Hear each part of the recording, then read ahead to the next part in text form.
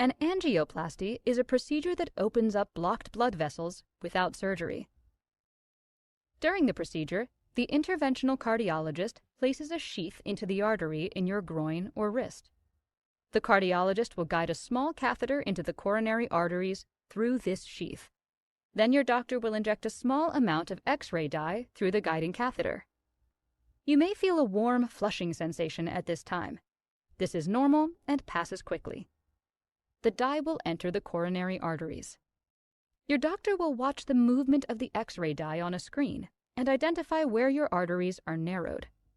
Your doctor may ask you to take a deep breath and hold it for a few seconds while taking X-rays, and ask you to cough after the X-ray is finished. This helps remove the dye from the arteries. If a blockage is found, a small balloon with a stent will be inflated at the site of the blockage, widening the blocked artery. It may be inflated several times to push the plaque against the artery walls and open the artery enough.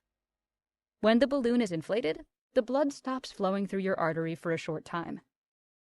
This is not long enough to cause damage to your heart. However, you may experience some chest pain. The stent helps to keep the artery open. An angioplasty takes between 30 minutes and 2 hours depending on the number of blockages. Discharge from the hospital is usually 12 to 24 hours after the catheter is removed. Many patients are able to return to work within a week after a procedure.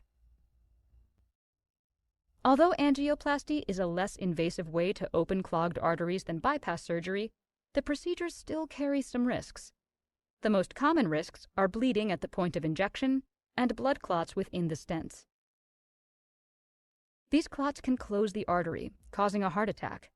Taking aspirin in combination with clopidogrel is important to decrease the chance of clots forming in your stent. Thank you for watching this video. Please watch my next video to learn more about how the heart and lungs work.